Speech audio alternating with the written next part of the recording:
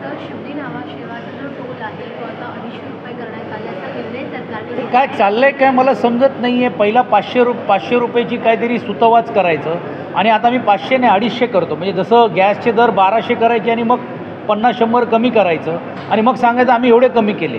मुळामध्ये trans harbour link असेल, coastal road असेल, हे मुंबईकरांच्या जीवावरती आणि मुंबईकरांच्या कराच्या माध्यमातून हे पैसे मिळवलेले आहेत. हे काय मेहरबानी केलेली नाही आहे.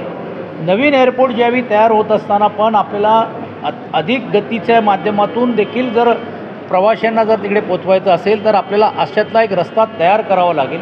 ही भूमिका आहे. मला दुसरं आश्चर्य वाटते की जे सरकारमध्ये आज बसलेले त्यांनी टोलमुक्तची भूमिका घेतली होती. हे टोलमुक्त व्हायला पाहिजे म्हणून आंदोलन करण्याची भूमिका घेतली. आज तेच 250 रुपये 500चा दर कमी करून आम्ही 250 लावतो आहे.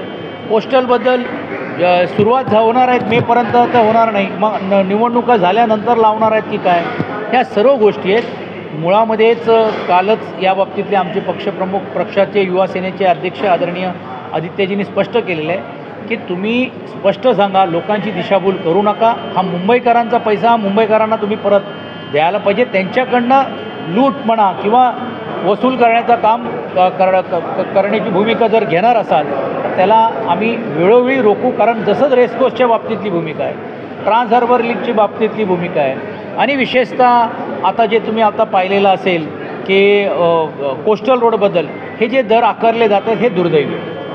सर, रश्मी शुक्ला यांची पोलीस महासंचालकपदी आता निवड करण्यात आलेली आहे. कशाप्रकारे? हे शासनाचा तो अधिकार आहे. त्याच्याबद्दल पक्ष म्हणून आम्ही प्रतिक्रिया देण्याचं काय, तो प्रशासकीय त्यांच्यात आहेत. त्यांच्याबद्दल काय गोष्टी झाल्या नाही झाल्या हे सर्व ऑन रेकॉर्ड आहेत. पण आता ज्या अर्थी त्या या पदावरती आलेल्या आहेत तर त्यातून त्यांचा पारदर्शक रीतीने कारभार होईल अशी ती अपेक्षा करायला काय हरकत नाही. धन्यवाद.